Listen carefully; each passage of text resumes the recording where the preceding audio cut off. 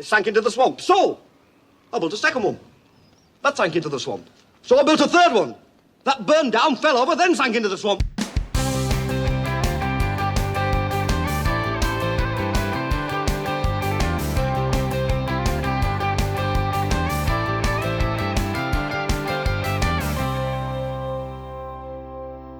Hi everyone, I'm Luke Hector from the Broken Meeple. This is the show where I rant and rave about board games, but let's be honest, I tend to rant more.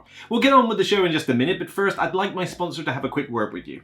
As gamers, we find it hard to deal with empty shelves, some worse than others. You therefore want a supplier that has what you need at affordable prices and delivers on time. For me, that supplier is Kiender. They offer a discount on bulk purchases as well as a point scheme for future acquisitions down the line. If there's a hot title you're after, chances are Kiender's got it. Wingspan? Mine. Arc Nova? Mine. Eclipse? Actually, I hate that game, it's terrible, but you might like it. If you use the referral link in the description below and sign up for a new account, you'll get 5% discount on your first order over £60. So let's make gaps in your collection a thing of the past. Get down to Kiender and start saving today. Thank you for listening and enjoy the rest of the video. Get on with it. And thanks to the Patreons who have suggested this review. Yes, this is voted by them. Empire's End. John D. Clare is a designer who you will know mostly from his probably his best work, Space Base, which I got down there, but I also know him from a couple of other more obscure games, including Edge of Darkness, which I've got down there. Check out my long review for that one. This big mammoth worker placement card crafting system,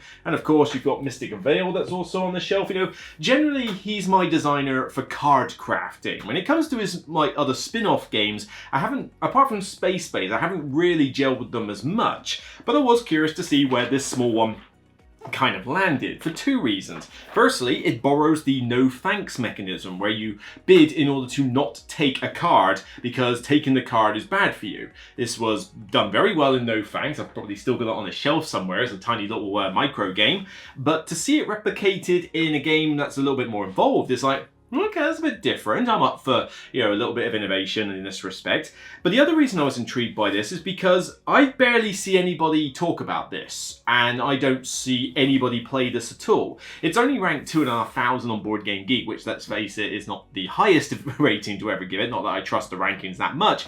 But then when I looked at the reviews that you see on there by like some fairly well-known critics, they tend to rate it pretty high for a game that most users don't rate that high. It's the equivalent of looking up a movie on Rotten Tomatoes and seeing the critics score really high and then the user audience score really low. So part of me is thinking, okay, is this actually, you know, a bit underappreciated by people? But then I'm also thinking, is this a little bit overhyped by critics? That's for me to find out. Am I so out of touch? No, it's the children who are wrong. Empire's End is played over a series of phases which are tracked as the game goes on. Most of these phases will resolve around disasters affecting your civilization, so everybody will have the exact same setup of civilization tiles in front of them that represent various locations with different effects depending on the phase, economy, military, industry. And the idea with these is that what will happen is a card will be flipped off the deck which will have a disaster on it, and it will affect a specific location which you'll mark with a little fire piece. Let's say this one here. I don't know, Blight, for example. Actually, well, 10. Alright, fine, let's be accurate, it's that one. And the idea is that then players will bid the resources pictured on there, in this case axes and hammers, to not take the disaster. So you might have a bunch of these behind your hidden screen so people can't see the resources, and so I decide I don't want that disaster, I'm putting a hammer on it. Somebody else next door after me says, well, I don't want it, I'm putting an axe on it. Third person decides, I don't want a hammer, I don't want it, I'm putting a hammer on it. And you decide, well, you know what? I like those resources, I'm going to take the disaster, which you might think, well, why on earth would you want to? Because when you take a disaster, you get two benefits as well as the bad. The bad is it blows up your location, meaning it doesn't count for victory points, it loses all abilities and any like special things underneath it. But you get all the resources that are on the disaster to use on future turns, and the bottom of each disaster is an innovation, kind of like an upgrade ability, which you can slide underneath a healthy location, and it gives you either some extra bonuses in economy, some extra discounts in industry, maybe some little shenanigan abilities here and there, or some endgame scoring abilities, or even some economy phase scoring abilities. They basically improve the rest of your empire. And that is kind of 75% of the whole game, really. These disasters will keep flipping, sometimes one at a time, sometimes two at once, and you have to bid the specific resources, which, you know, there are some grain ones in here. Here we go, flood requires grain, and so with your resources, you're kind of trying to enter this balancing act of, you know, do I take the disaster with what's on it? Do I let it go around a few more times, try and get other players to put stuff on it? Or do I, you know, try and keep it out of my system for as long as possible because it will really hurt? But as the game goes on, you will obviously destroy some locations. You're going to have to. You're not going to keep everything squeaky clean. But in doing so, you'll be able to grab more of these upgrade abilities to make the rest of your empire really good. The economy phase is simply just gaining resources based on the green abilities in your empire. The industry phase has you build some of these out of your hand. You'll have a hand of these at any one time, 4 cards, and you might decide, well, you know what, I'm going to sell this card for a gold, and I'll build this one. Okay, so this will cost me so many hammers. You can also repair destroyed empire buildings by spending hammers, as pictured on the tile. And then finally, there is the military phase, where the military phase has you... Oh, I didn't take the cards out of the box. Silly me. You essentially have a bunch of cards with a scaling sort of rating for military power, and you have base power based on the number of sort of cross swords on your empire tiles, but you'll be able to also then do a closed fist bidding phase where you put as many axes as you want in your hand, out it goes, everybody simultaneously reveals, compare the military power, you get victory points and resources based on how high you got, but the winner gets a little bit of a bonus, and the losers have to do some swappy nonsense with their tiles. Yes, the tiles may start in the same location to begin with, but there are various ways to swap the various things around so that you can have a different setup to other players. The game carries on until all the phases are done on this track. It gets to the very end, and then you total up some endgame victory points as well as what you've earned during, and the one with the most is, of course, the winner. So to quickly talk about aesthetics, the aesthetics of this are standard, really. There's nothing particularly amazing. The artwork is fine on the tiles, although I do quite like how the fire effect on the reverse is kind of done in this sort of shiny edged embossed look, so whenever the light catches on the tile it really does glow, like it looks like a glowing fire. That I find is just quite a nice touch. But the tiles are decent thickness, the cards are they're very thin. That's one thing I'm not a fan of. I mean, these are very flimsy, like thin cards. You know, you thought like Space Base had thin cards. I think these are thinner. But I can't deny that one aspect this aesthetics get right is the insert and just the storage. Now, it's not particularly suited for sleeving cards, although I don't think you really desperately need to with this game. It's pretty cheap enough, but you know, if you sleeve the cards, you'll barely be able to find ones that fit unless you grab the Space Base sized sleeves. But even then, the insert doesn't cater very well for sleeved cards. But what the insert does do, if you're willing to ignore sleeving, is store everything really nicely. I mean, you know, everything's already in there from a card perspective. The screens sit on top of there, the board would sit on top of here, and then these trays, of which you've got a resource token tray with lid, you know, lid, perfect, and then you've got a player tray for everyone, so this contains all your location tiles as well as, you know, the markers for your civilization and some extra starting resources. You just simply put all 4 of them, like so. I'm doing this kind of roughly because obviously I want to show you other stuff. But they'll store really neatly in there. Rulebook on top, lid, done. And it's, yeah, these aren't game trays. These are just standard plastic trays for a fairly small publisher. I mean, Brotherwise games are not that well known or that particularly large. This is pretty good going. I think it was a Kickstarter. But, you know, if it was a Kickstarter, it would have been a fairly small one. But this is pretty decent for a storage solution. And, you know, they dropped the ball a little bit on the whole sleeving front. But if you can get past that little blemish, it's done pretty well. It's just that the artwork is kind of meh. You know, the cover isn't really singing it to you. The title's fairly bland. And, you know, nothing on here is particularly amazing in terms of art. But functionality does a pretty good job. The rules to this aren't particularly complicated. I mean, the rulebook is fairly small. There's a good quick start guide on the back, which is pretty useful, and everything is referenced at the back of the book as well. There is a decent amount of text though, and certainly I did find myself having to do a bit of rule checking in the first couple of games, particularly when you had to worry about double disaster phases and exactly what you're allowed to do in the industry phase and what some of these abilities do. They're not particularly intuitive, so there's a little bit of rulebook checking here and there, but I didn't have too much trouble with this after, say, the first couple of games. I got used to it after a point. And the rules, for most part, are pretty straightforward, especially if you have played No Thanks. The mechanic is pretty much No Thanks, down to a T. So if you already have experience with that game, well, then teaching you this is absolutely, absolute ease. But even if you have never played No Thanks in your life and you've never seen this bidding mechanic before, it doesn't take that much to explain. Now, the actual mechanic itself is definitely the highlight of the game. The idea that you've got a disaster card that has been flipped, you look at the innovation below and think, that could be beneficial to me. Maybe it wouldn't be too bad if I took it, but hang on, which location is it going to blow up? Oh god, my 25 victory point town. I'm not sure I want to blow that up even for this. You know what? I think I'm going to try and not grab this. So, grain, no. Oh god, back to me again. Grain. No, oh no, do I take it? Because if I put any more grain on it, you're going to take it, you're going to have all this grain, but I don't want to blow up the town, I don't like it. And you get a lot of these angsty decisions every time a disaster flips up. Some of you may die, but it's a sacrifice I am willing to make. Now, there are some issues with it as well, we'll touch on those a bit later, but I do like the turn angstiness that it provides.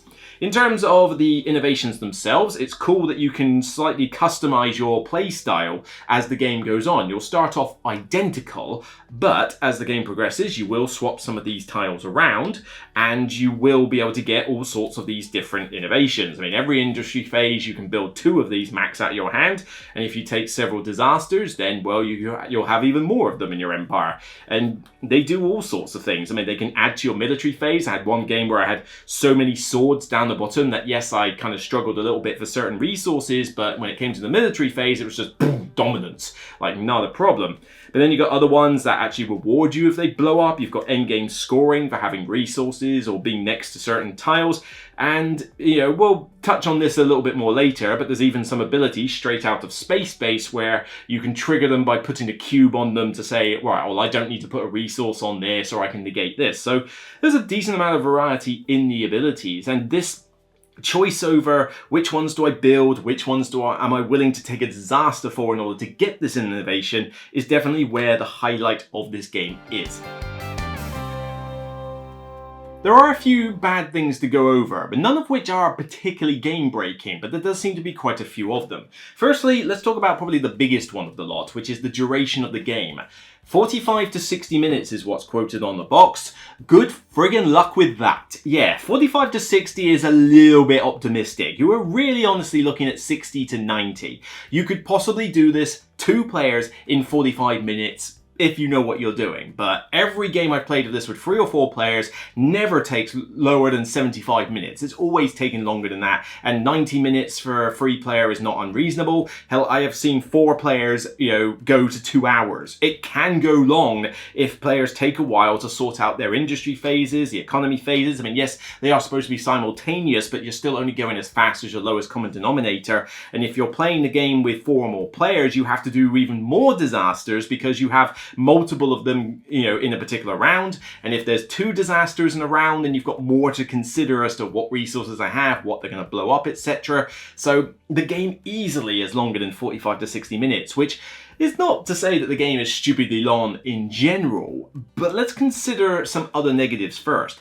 The luck aspect. There is a decent amount of luck in this game, and the longer you make a game without luck mitigation, then the more problematic it becomes. And this game does have a problem of outstaying its welcome once it gets past an hour, because you are just basically rinse repeating throughout the whole game. It's like disaster, disaster, quick industry phase, disaster, quick economy phase, disaster, disaster, disaster, quick industry phase, disaster, disaster, disaster. It's like, and military thrown in every now and again, mostly near the end. It's a little bit repetitive.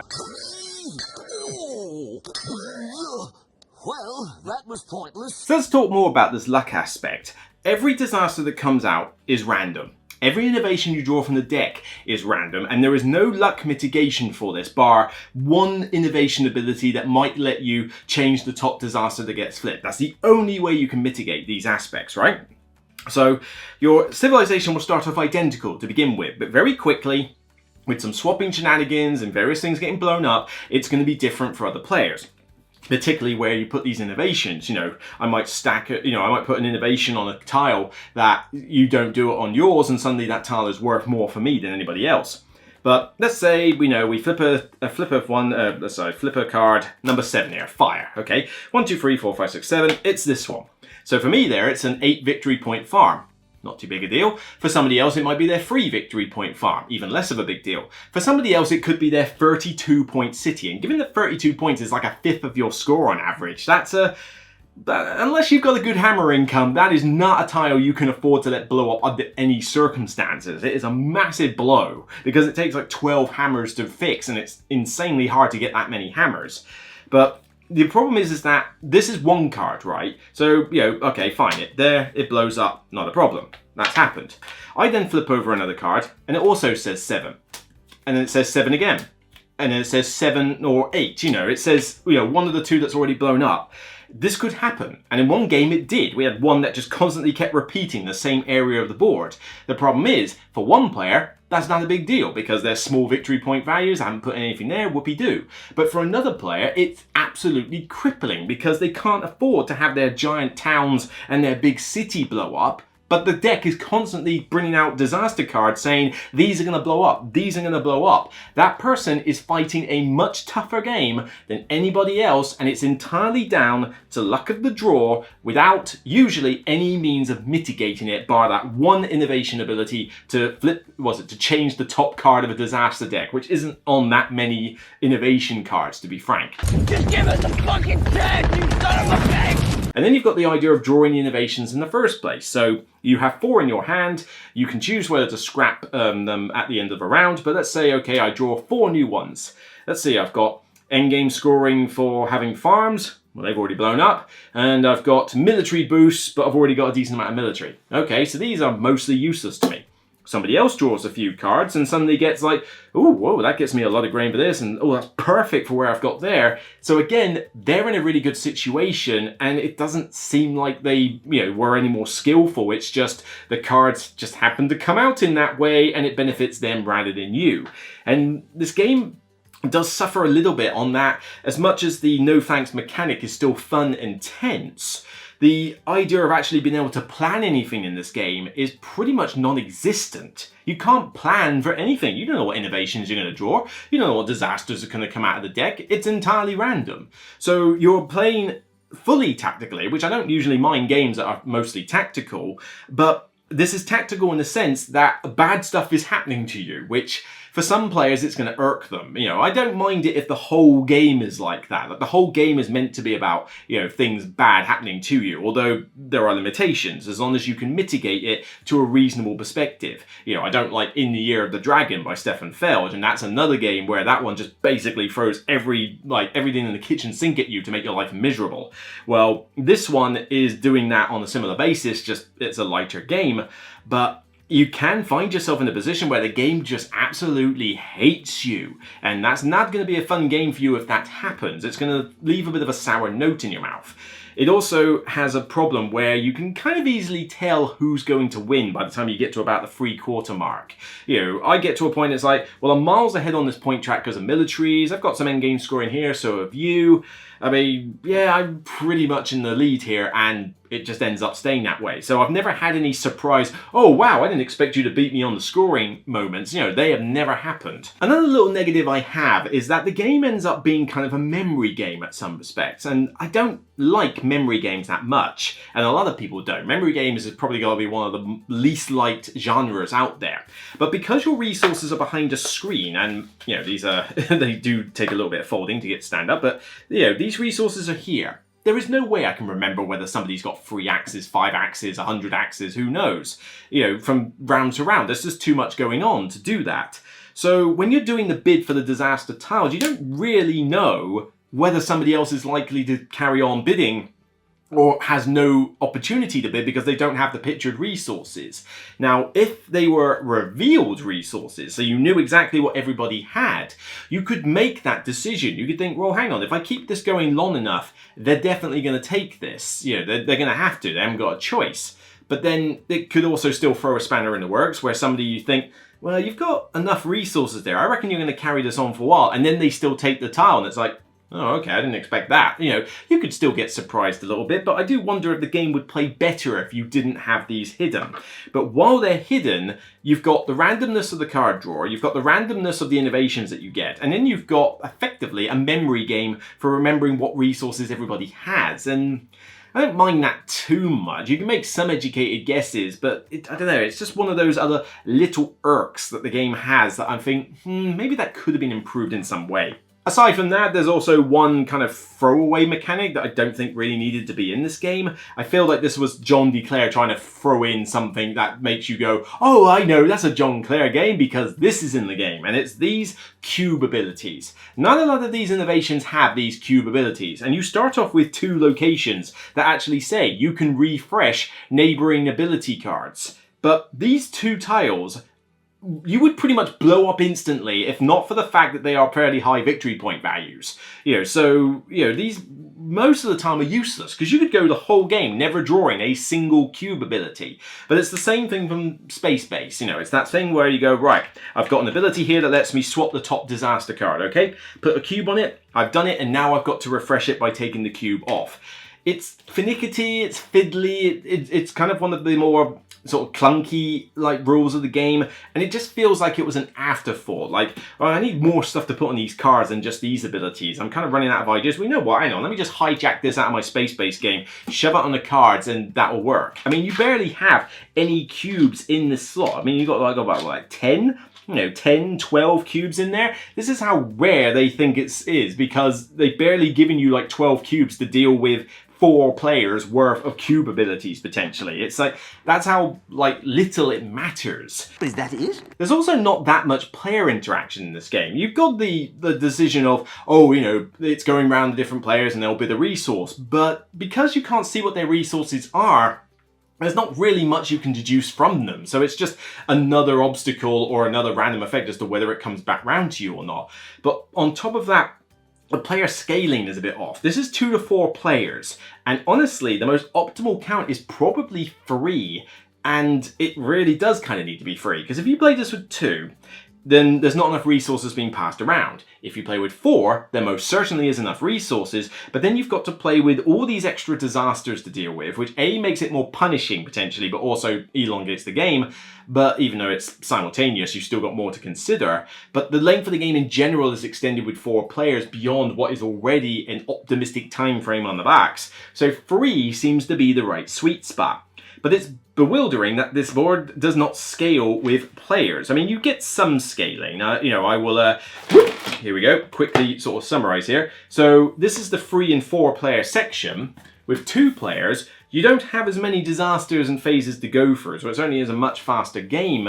But the problem is that none of the tiles scale. So, you know, this one costs 7 hammers to repair, regardless of whether you have, you know, 2 players, 3 players, or 4 players. So if only 2 of you are passing resources around, how many hammers do you think you're going to get?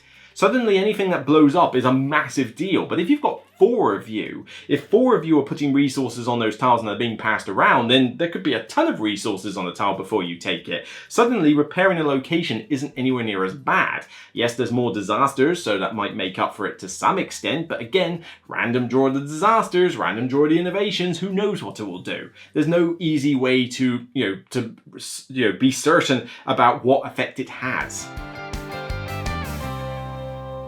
So Empire's End is a fine game, but not one that I'm going to go too mad over. It does the job from that no thanks bidding mechanic, because I do enjoy that. You know, having this tense decision of whether I let the tile pass on or whether I let it blow up something in my area, and then watching my Empire get better in some respect and worse in others. That bit's fine, but those problems do add up. You've got a lot of randomness in the game that you can't control, that can easily hose a particular player if it's just unlucky for them. The player scaling, as I say, is not particularly great. 2 players does not really work. 3 is optimal and 4 just goes on a bit long and has way too many disasters happening. But then you've also got some of the issues that there's not a huge amount of player interaction. You've got that some of these locations just aren't particularly worth it. The whole cube ability system just feels like a throwaway waste. There's some parts of the game that just reduce its effectiveness from what it could have been. I could have seen this actually being a solid endorsement-worthy game. But for me, I think it's a game that I would play. If you put it on the table, I would play it. But I would definitely want to stick to 3 players, which alienates 2-player counts out of the bag. I would also probably not seek it out. It's not one I'm going to keep. And I would certainly rather play No Thanks, honestly, because you're asking me to play effectively No Thanks for 3, maybe 4 times, the length of that game, and that's just from what's printed on the box, let alone if it goes longer than that. No Thanks is a tiny little micro game that does the job for a reason. This one is basically trying to say, well, do you like that mechanic? Let's just do this for another 90 minutes or so. Yes, there's a few added bits here and there, but do you want to play the No Thanks mechanic for 90 minutes straight? Or would you rather just play the micro game? So all in all, I'm giving this one a 5 out of 10. It's average. It's not bad. It's not particularly great either. I would play it, but it's not one I'm going to keep. I wouldn't seek it out. I can see why it's ranked a bit lower. I really don't get where these critics are saying 8, 9 out of 10s. That, I think you have to forgive so much in this game to be willing to give it even an 8, let alone a 9 out of 10. 9 out of 10? Seriously? An excellence rating? A distinction rating? Where are you coming from with that? That doesn't make any sense. So I'm definitely siding with the audience on this front. When it comes to the whole Rotten Tomatoes analogy, the critics have got it wrong, the audience have got it right. So that's it for me on this episode of The Broken Meeple. If you like what you see, then please thumb it up on YouTube and thumb it up on Board Game Geek when it goes live on the page. Don't forget to check out the other content I've done. I've just done a massive video on my top 10 tips for running a board game club. By all means, check out that lengthy discussion and let me know your thoughts. And of course, let me know your thoughts on this one. Do you agree with the negatives? Do you agree with the positives? Do you side with the critics on this one, or do you side with the audience? Be interesting to know. Until next time, regardless of whether you want your place overrun by famine, blight, plague, revolts, earthquakes, you name it, every disaster in the book, it's still only a game. So bye for now.